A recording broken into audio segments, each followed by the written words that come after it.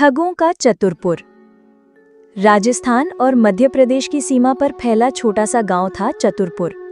ये गांव वैसे तो नाम से चतुर कहलाता था, मगर यहाँ के लोग बहुत भोले भाले थे। सुबह होते ही खेतों में बैलों की घंटियां बजती, मिट्टी की महक हवा में घुल जाती, औरतें सिर पर घड़े रखकर कुएं से पानी लाती, बच्चे कच्ची गलियों में धूल उड़ाते खेलते। शाम को ढोलक चंग बजती और लोक गीतों की गूंज पूरे गांव में फैल जाती।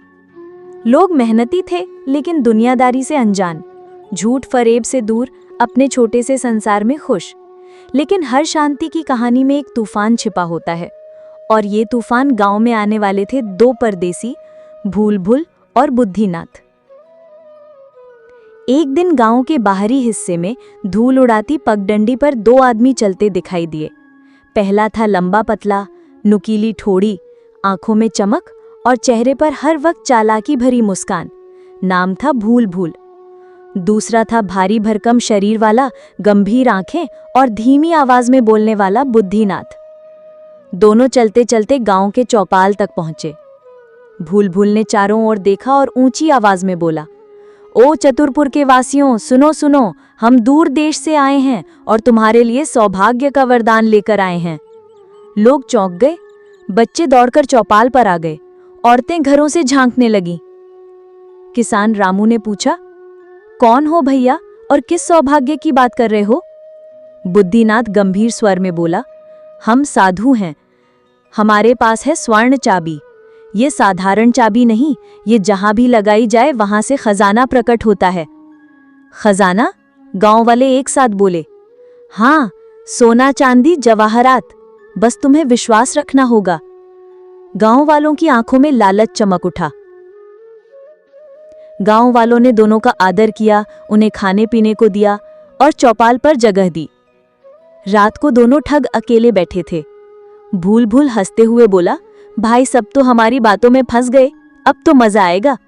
बुद्धिनाथ ने धीमे स्वर में कहा, हमें सावधानी रखनी होगी।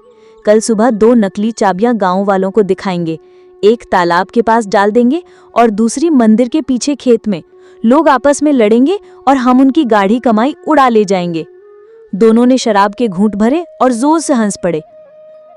सुबह होते ही भूल-भुल चौपाल पर चिल्लाया, ओ गांव वालों, रात को हमें देवता ने संकेत दिया है, चाबी तालाब के पास है। लोग तालाब की ओर दौड़े।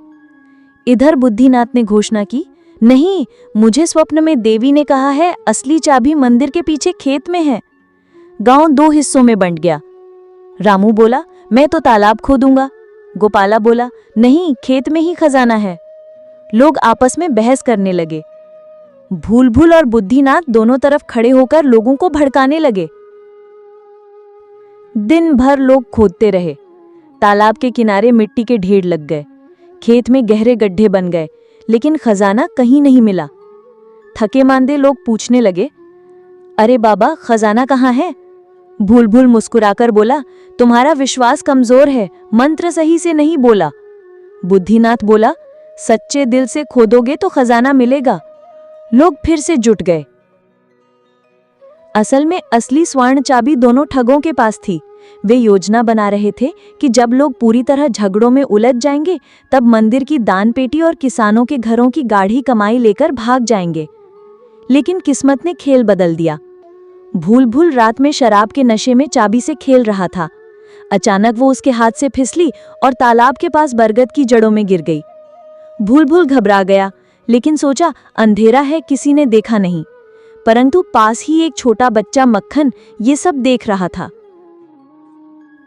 अगले दिन जब लोग थके हारे चौपाल पर बैठे थे, मक्खन ने चिल्लाकर कहा, मैंने अपनी आंखों से देखा, भूल-भुल ने चाबी पेड़ के नीचे गिराई थी।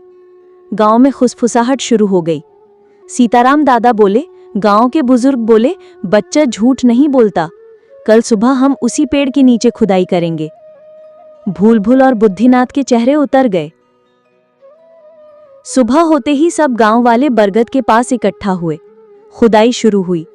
थोड़ी देर में मिट्टी से चमचमाती स्वर्ण चाबी निकल आई। लोगों की आंखें चौंधी आ गई। रामू चिल्लाया, देखो, यही असली चाबी है।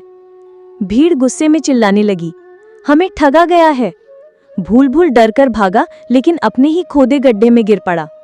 बुद्धिनाथ भागने लगा, लेकिन गांव वालों ने पकड़ लिया। गांव की पंचायत बुलाई गई। सीताराम दादा बोले, इन दोनों ने हमें लालच दिया, हमें आपस में लड़वाया, इन्हें सजा मिलनी चाहिए। गांव वालों ने फैसला किया, दोनों को गांव से बाहर निकाल दो, कभी भी चतरपुर में कदम न रखने दें। लोगों ने असली चाबी से जो खजाना निकला उसे बांटने के बजाय गांव के स्कूल, कुएं और अनाज भंडार पर खर्च किया। भूलभुल और बुद्धिनाथ गांव से खदेड़ दिए गए।